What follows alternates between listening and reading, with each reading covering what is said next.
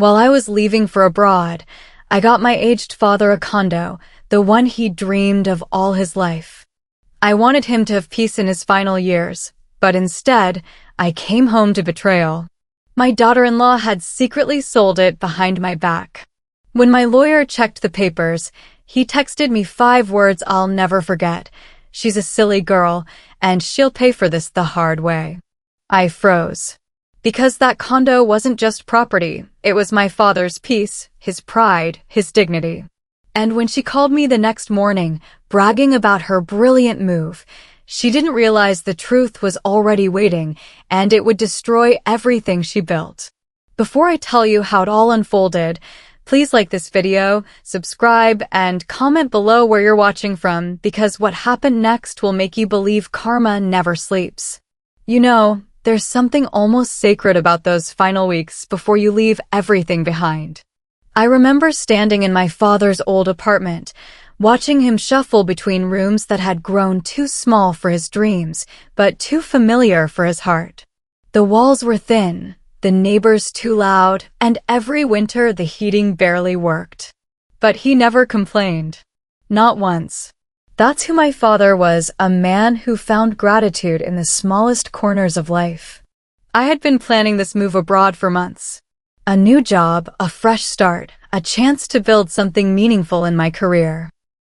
But every time I thought about leaving, I'd see my father sitting in that worn armchair, staring out the window at the same view he'd had for 30 years, and my heart would break a little more. That's when I made the decision. The condo had been on the market for weeks, a beautiful 2-bedroom place with large windows, a modern kitchen, and most importantly, a balcony where he could sit in the morning sun and watch the world wake up. It wasn't just an apartment, it was everything he'd ever quietly hoped for but never dared to ask. I'll never forget the day I handed him the keys. His hands shook not from age, but from disbelief. "Are you sure?" he kept asking over and over, as if the dream might evaporate if he spoke too loudly. "Are you absolutely sure?" "Dad," I said, wrapping my arms around his frail shoulders, "you raised me to work hard and take care of family. This is me taking care of family." He cried that day. Quiet, grateful tears that made every sacrifice worth it. Every late night I'd worked, every penny I'd saved, every doubt I'd pushed aside, it all made sense in that moment. This wasn't just giving him a home, it was giving him dignity, comfort, and the peace he'd earned after decades of putting everyone else first. My daughter-in-law was there that day, smiling brightly, congratulating us both. She seemed genuinely happy, genuinely moved by the gesture. She hugged my father, told him how much he deserved this, how wonderful it would be for him to finally have his own space. Her words felt warm, sincere. I thought I was looking at kindness. I didn't know I was looking at calculation. My son was traveling for work, as usual. He'd gotten so busy with his career that family gatherings had become rare, precious moments we all treasured when they happened. So it fell to his wife to help with the practical things, the paperwork, the moving arrangements, the little details that make a house feel like home. She volunteered eagerly, insisting it would be her pleasure to help grandfather get settled. "You focus on your move," she told me, squeezing my hand with what felt like genuine affection. "I'll take care of everything here. You've done enough." I thought I was leaving my father in safe care. I didn't know I was walking away from a trap already set. The weeks that followed were a blur of packing, paperwork, and goodbyes. I remember calling my father every few days to check on how he was settling in. His voice always carried this new lightness, this quiet joy that made my heart sing. He'd tell me about the neighbors he was meeting, the coffee shop downstairs, the way the morning light filled the living room. For the first time in years, he sounded truly happy. My daughter-in-law would often answer his phone, updating me on his health, his meals, his daily routines. She painted such a perfect picture. Grandfather was thriving, the apartment was perfect, everything was going smoothly. She was attentive, caring, always one step ahead of any need he might have. "Don't worry about anything," she'd say. "I'm handling all the paperwork, all the official stuff. You just focus on starting your new life. I felt so grateful, so relieved. I thought I'd found the perfect solution. My father was happy and safe, cared for by family, while I pursued my dreams knowing he was in good hands. But gratitude, I learned, can be its own kind of blindness. It was a Tuesday morning when my world collapsed. I was sitting in my temporary apartment abroad, finally starting to feel settled, when my phone buzzed with an email from my lawyer. The subject line was simple: property transfer documentation, review required. I almost deleted it. I figured it was routine paperwork, maybe something about tax documents or insurance updates. But something made me open it. Maybe intuition. Maybe fate. The first line hit me like a physical blow. Please review the attached property transfer documents for the condo registered under your father's name. Transfer documents? What transfer documents? My hands started trembling as I scrolled through the attachment. Sale agreement. Transfer of ownership. Final closing documents. Every page stamped, signed, and dated from just 3 days ago. The condo was gone. I sat there staring at the screen, reading the same words over and over, as if repetition might change their meaning. But the black letters on white paper were unforgiving in their clarity. The home I'd bought for my father, the sanctuary I'd created for his final years, had been sold. Without my knowledge. Without my consent. The silence in my apartment became deafening. Not the peaceful quiet of a foreign morning, but the hollow emptiness of betrayal echoing in my chest. I couldn't scream. I couldn't cry. I could barely breathe. My phone rang. My lawyer's name flashed on the screen. I need you to explain to me what happened, I managed to whisper. His voice was careful, professional, but I could hear the concern underneath. I received these documents from the buyer's legal team. They're showing a completed sale, but something's not right. The signatures look inconsistent. The notary seals don't match our records. And most importantly, this sale never crossed my desk for approval. That's because I never approved it, I said, my voice growing stronger with each word. I never even knew about it. There was a pause. Then, can you get me copies of any documentation you have regarding the property ownership? Original purchase agreements, power of attorney documents, anything that might explain how this transaction could have happened without your involvement. I spent the next hour pulling together every document I could find, scanning them, emailing them, my hands shaking with a mixture of rage and determination. Each page I sent felt like building a case, brick by brick, against whoever had done this to my father. Then my phone buzzed with a text from my lawyer. 5 words that would haunt me for weeks. She's a silly girl, and she'll have to pay for this the hard way. That sentence burned into me. Not because it was cruel, but because it was true. Someone had gambled with my father's happiness, and they were about to learn that some bets carry consequences they never imagined. I stared at those words until they blurred. This wasn't just theft. This was betrayal of the deepest kind, a betrayal of trust, of family, of the man who had raised me to believe in the goodness of people. But as I sat there in that foreign apartment, thousands of miles from home, I felt something shift inside me. The shock was transforming into something sharper, more focused. If someone thought they could steal from my father and hide behind distance and paperwork, they were about to discover just how wrong they were. I had questions. I had lawyers. And I had something my betrayer had underestimated, the protective fury of a daughter who would burn down the world before letting anyone hurt her father. The heartbreak didn't paralyze me, it crystallized me. By the next morning, I had transformed grief into strategy, rage into precision. If someone wanted to play games with legal documents, they were about to learn I could play that game better than they ever imagined. I started with the basics. Every email I'd ever received about the property. Every text message, every phone call log, every piece of communication that mentioned the condo. I created a timeline hour by hour of everything that had happened since I'd left for abroad. The pattern emerged quickly. Every update about my father's happiness in his new home. Every reassurance that everything was fine. Every volunteer offer to handle the paperwork so I wouldn't have to worry. It wasn't care, it was cover. I called my bank. I need transaction records for all activity related to property account number. The customer service representative was helpful, professional. Yes, there had been unusual activity.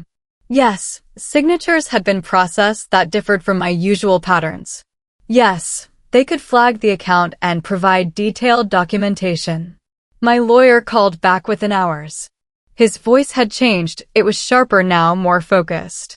I've been through everything you sent me. We have a problem. Several problems, actually. Tell me. The power of attorney document authorizing the sale, it's forged. The handwriting analysis shows clear inconsistencies. The notary seal is from an office that's been closed for 6 months. And most damning, the signature authorization supposedly from your son. His own bank confirms he was out of the country on business when this document was allegedly signed. Each revelation felt like another piece of a puzzle clicking into place. What does this mean legally?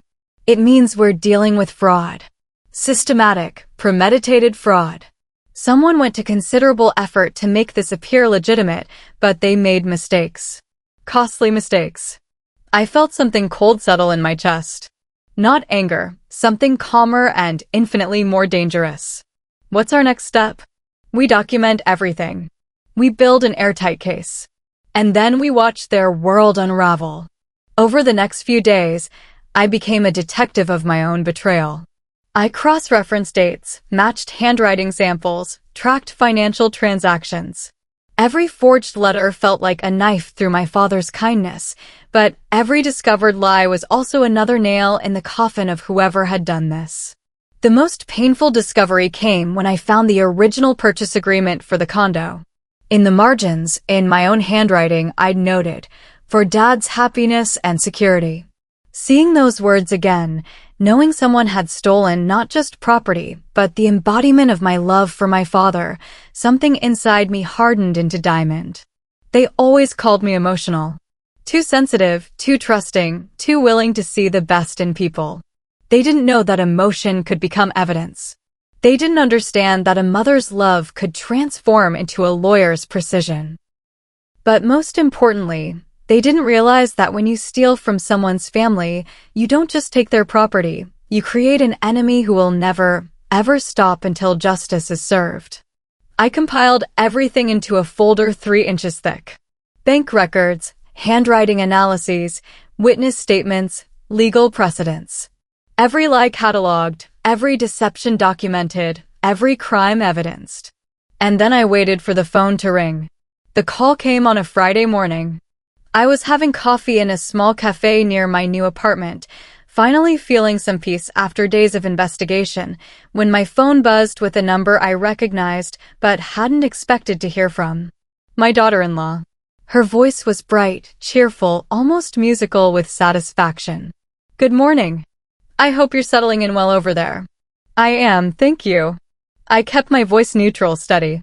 "I have wonderful news. You know how you were always worried about that condo being such a big financial responsibility?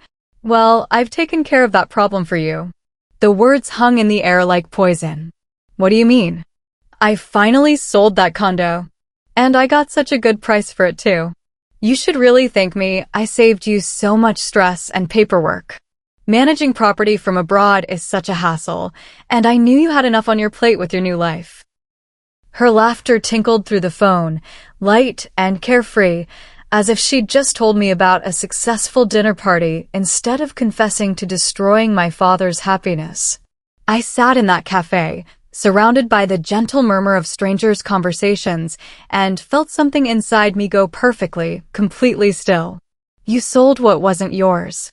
The words came out quietly, calmly, each syllable precisely enunciated.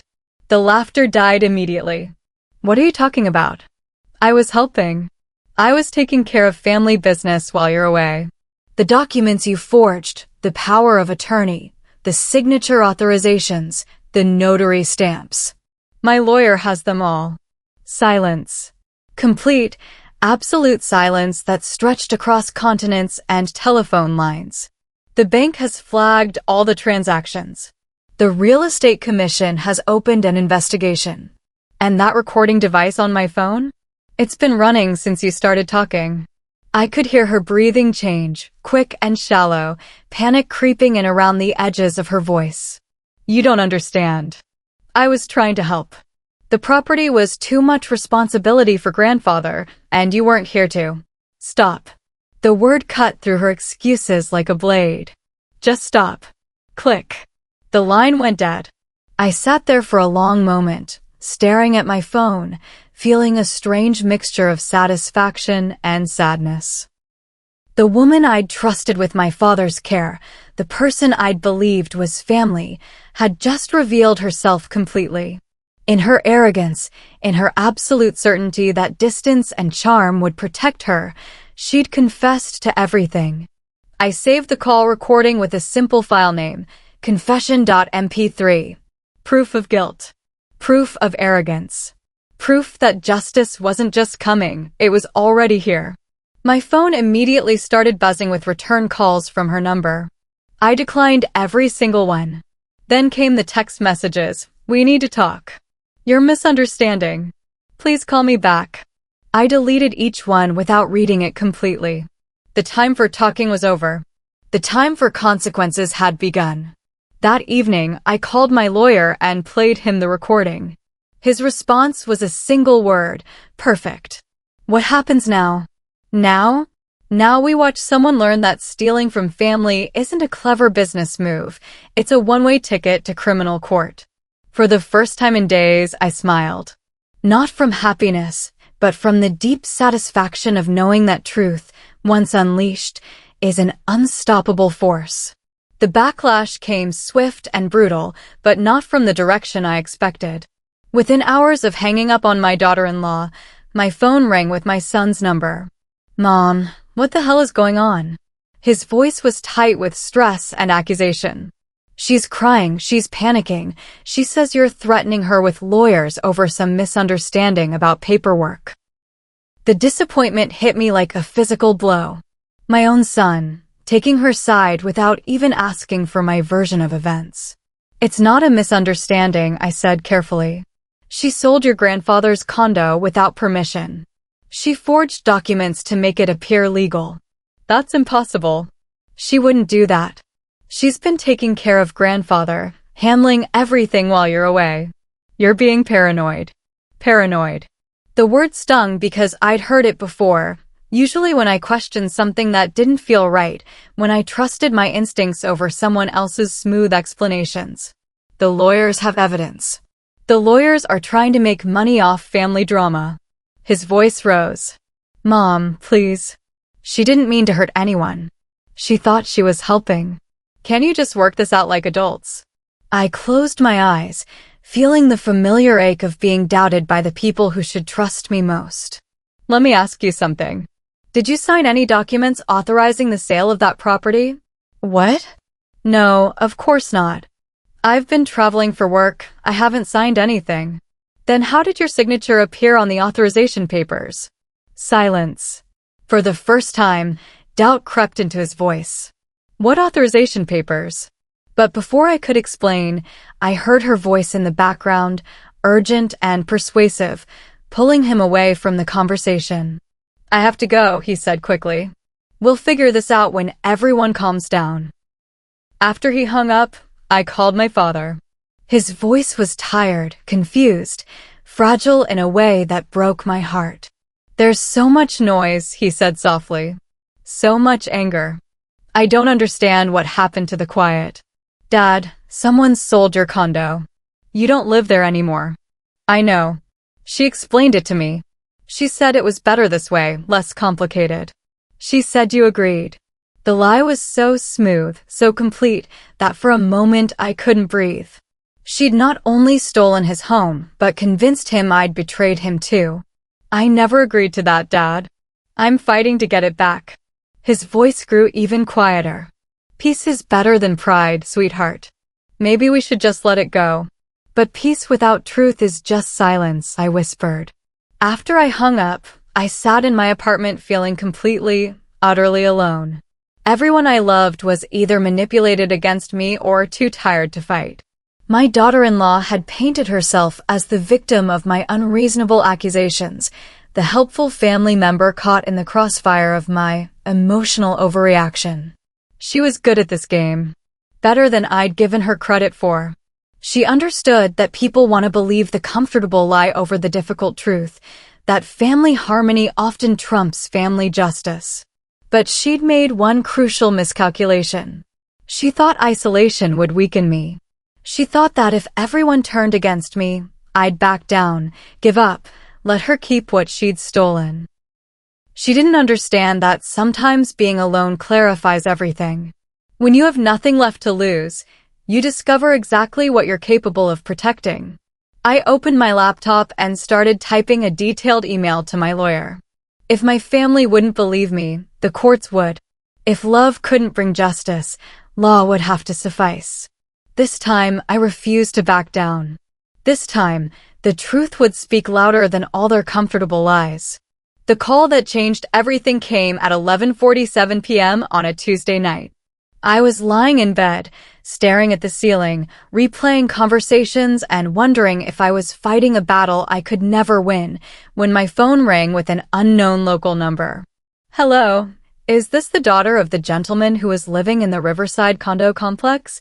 The voice was nervous, hesitant, like someone making a call they weren't sure they should make. Yes, this is his daughter. My name is Marcus. I'm the real estate agent who handled the sale of that property. I probably shouldn't be calling you, but I can't sleep. Something about that transaction has been bothering me for weeks. My heart started racing. What do you mean? The woman who sold it, your daughter-in-law, she said, she was very insistent that everything be handled quickly and quietly. She said you wouldn't find out about the sale for a while because you were traveling, and that the family wanted to surprise you with how well they'd handled everything.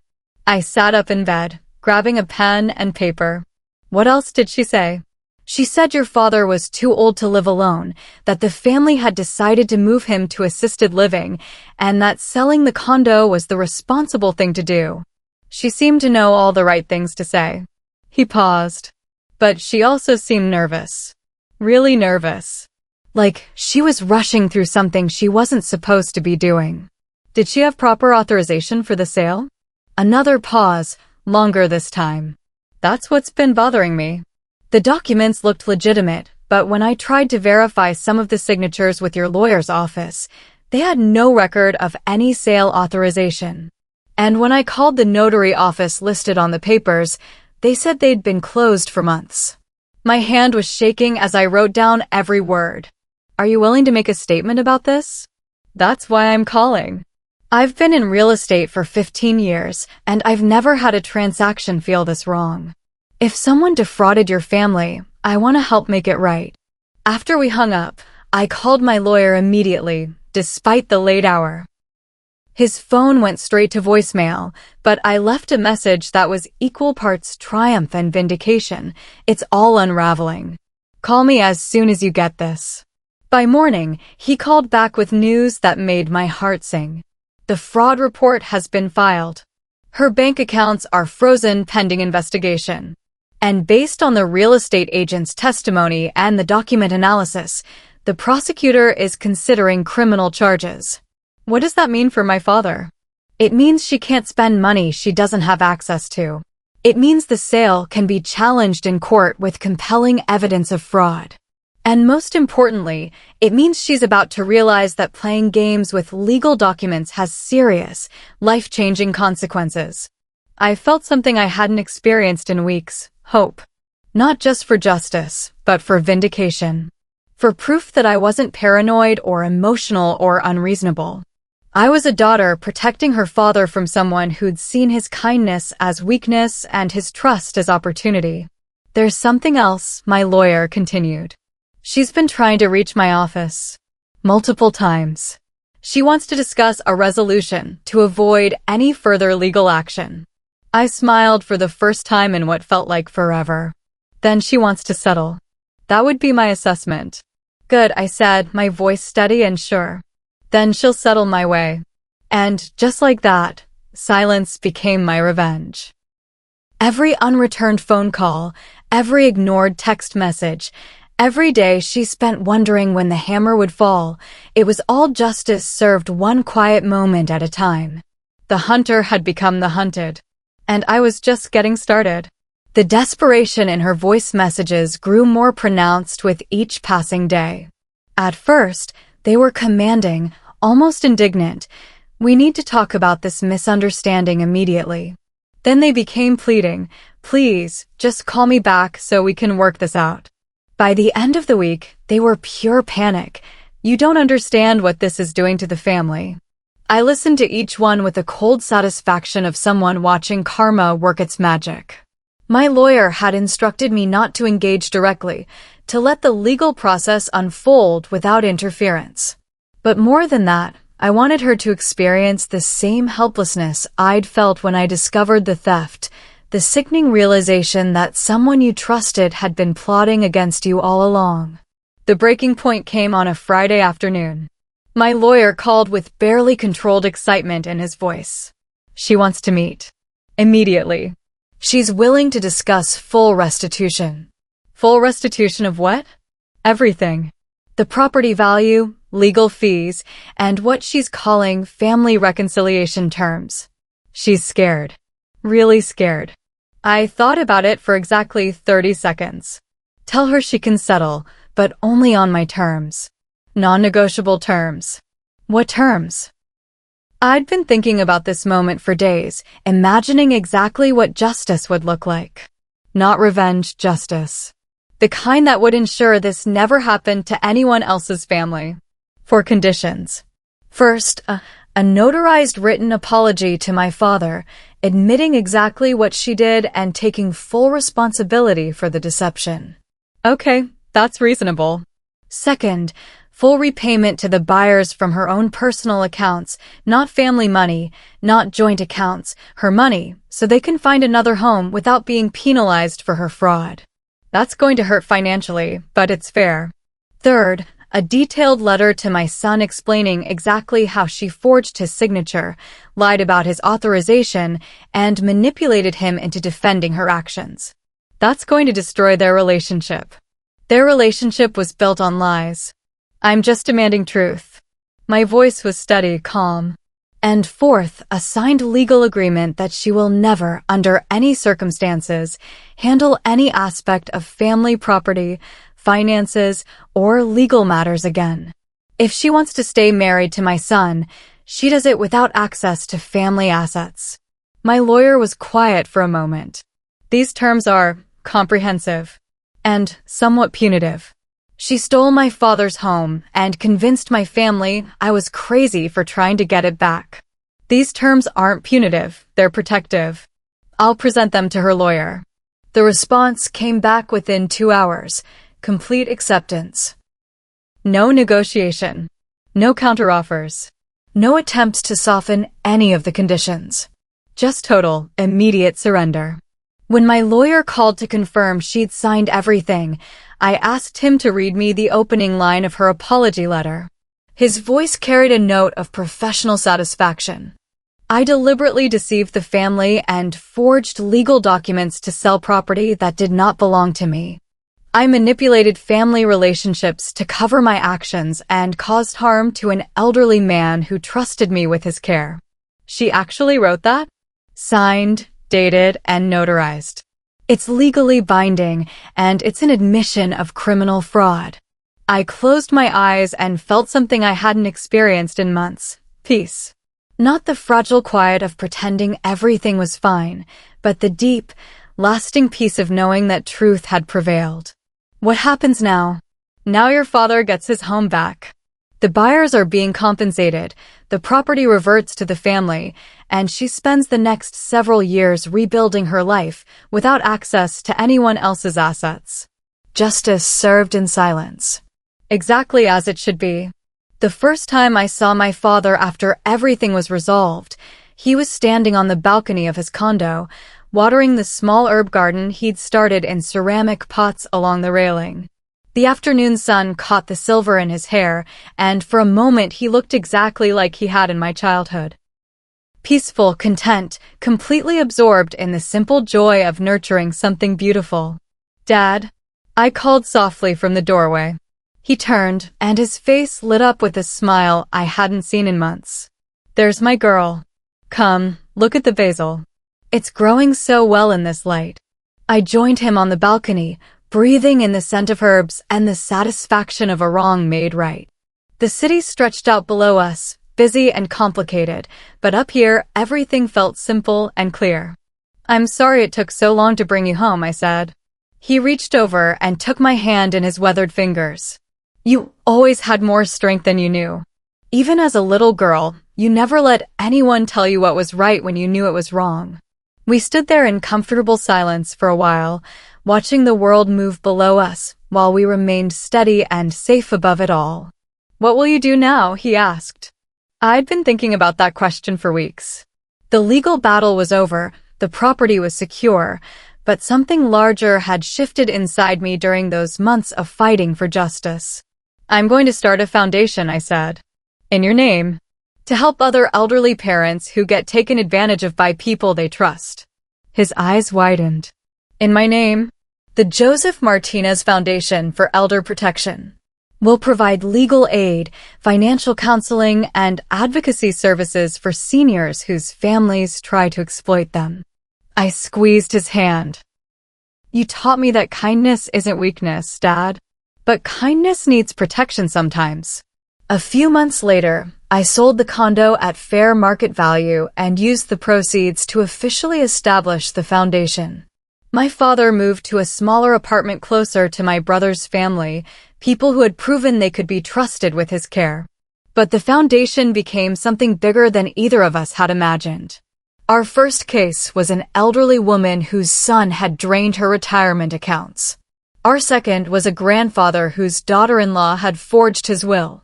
By the end of the first year, we'd helped 37 families recover stolen assets and establish legal protections against future exploitation. Each case reminded me of something crucial. My father's legacy was never in that condo. It was in my courage to protect what he stood for, the belief that family should be about love and protection, not opportunity and exploitation.